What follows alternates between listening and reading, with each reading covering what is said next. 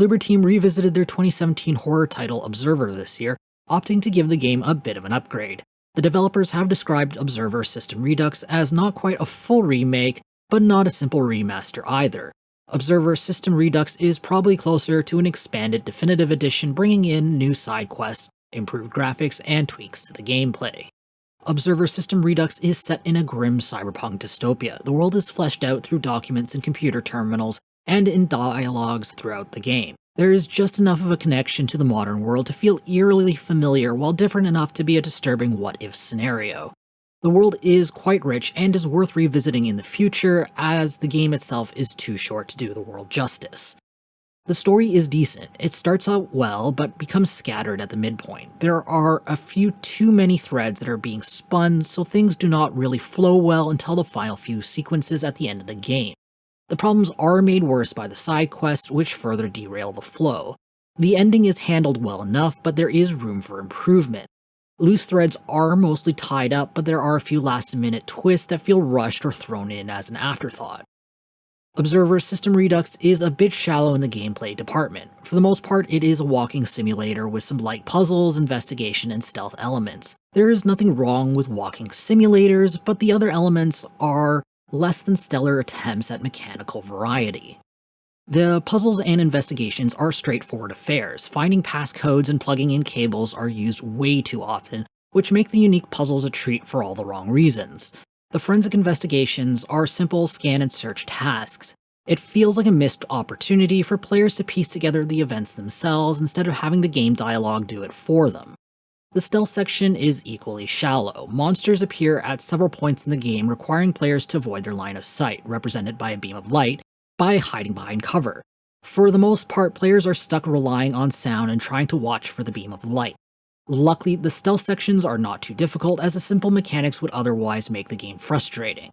The level design is simple and straightforward for the most part. For the exception of the apartment hallways, most areas are designed with clear point A's and B's with only a few twists and turns. The developers usually do a good job with using light and color to guide the players in the right direction. To my frustration, there are a few spots that don't meet the standards set out in the rest of the game. Observer System Redux added a few extra side missions. There's about an extra hour's worth of content. All the side missions are probably best experienced during a second run or a single break from the main storyline near the endgame's point of no return, as not to further distract from the main plot. The new mission design is a hit or miss, as one of the missions repeats the same couple of mechanics. The horror elements are decent. Bloober Team has a good balance of body horror and creepy environments. There are a lot of jump scares. Some are well placed, others seem to be there for the sake of getting a rise out of the player. The controls are usable, but still need improvement.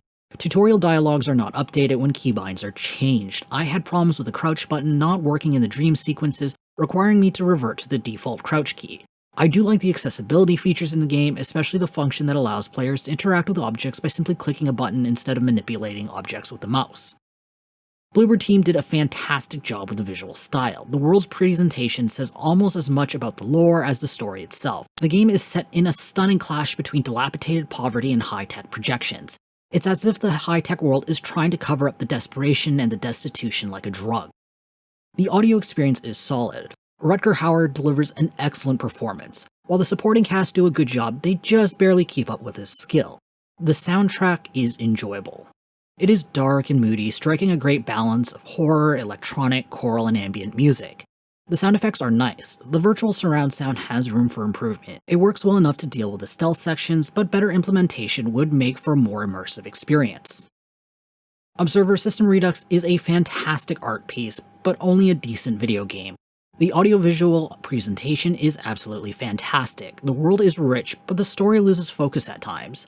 On the other hand, the game isn't quite sure if it's a walking simulator or something more.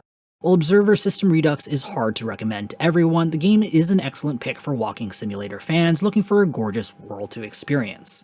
I'm awarding the game 6.5 capsules out of 10. If you want to read this review, be sure to check out the link in the description or in the video's card.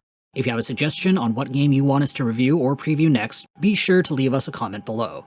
I hope to see you soon. This is Jamie from Capsule Computers signing off.